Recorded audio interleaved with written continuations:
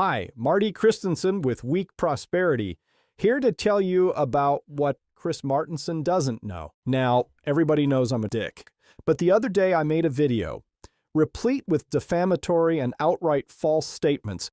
That video claimed that Jason deliberately presented frames out of order to deceive the public, but that was not true. The truth is, during the debate, Jason only presented the video as it originally appeared on Owen Schroyer's show and separately showed a composite photograph that represented his theory that he'd been explaining since the day he discovered the anomaly.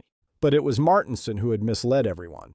In a private phone call, he said he would familiarize himself with Jason's point of view before the debate. I just wanted to call to make sure everything was still on for tomorrow. John, very, very quickly, I'll prepare because I prepare for everything. Please remember my first name is Jason. Please remember that. Jason, sorry. My apologies. But I will remember, I will watch your stuff and I'll form my own conclusions about it. Very good. I'll speak to you Okay? tomorrow. Yeah. How's that?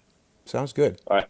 But the only thing Martenson prepared for was a smear. He had no idea Jason had been discussing this suspicious transcoded video for 3 weeks. Let's watch this clip of Jason speaking with Zeb Boykin on September 18, where he sums it up perfectly the first moment he discovers the issue. You've got a dot right there, and as I go back one frame and forward one frame, see that dot with this guy's arm is moving, right?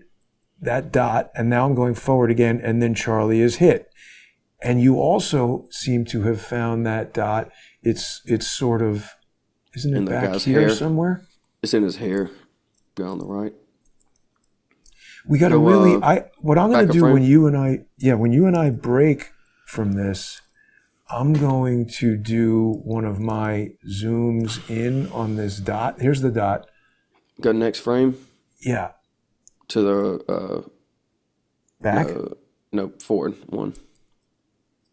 And then he's hit. Oh, I see. Wait a minute. So wait a minute. Why is there another dot there now? I see it right on this guy's hair. That's so weird.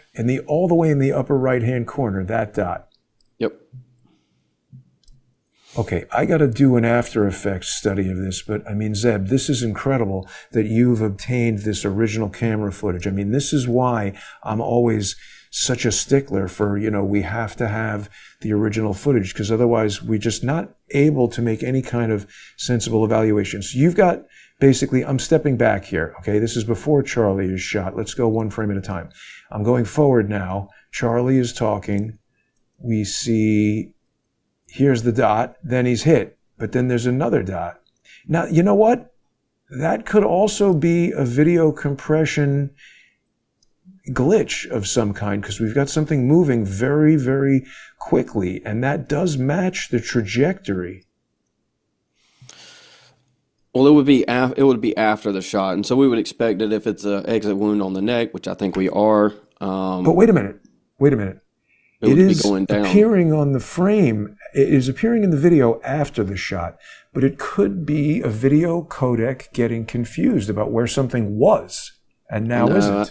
I think it's too much. You're trying to grant too much. Now remember, Zeb was the original source of that file, and Jason was clearly confused by this out-of-time dot that does appear to be a projectile headed toward Charlie. And this footage appeared for the first time the day before, when Zeb showed it to Owen. So what I have is, this is one of the high definition angles that somebody sent me, and so you just got this. This is a better high definition angle that you just got.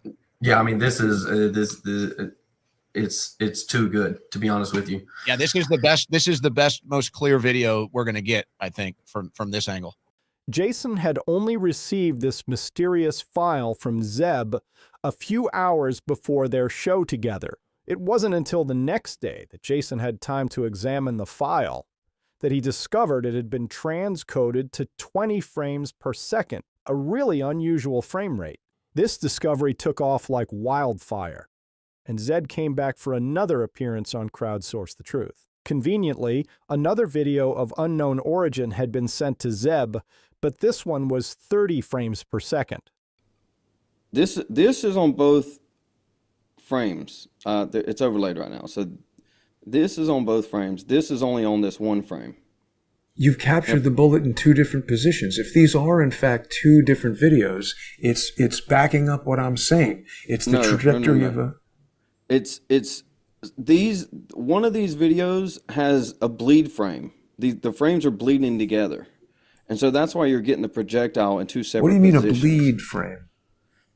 It's Mixing the compressing the frames frame together? together, yes. That's In a like sign that it's a post-processing. higher frame rate video. It was this 30-frame video that revealed the final dot in the last visible position of the projectile just before it hit Charlie. Thing is, nobody has ever heard of a bleed frame, and Zeb couldn't explain how a dot there meant it wasn't there.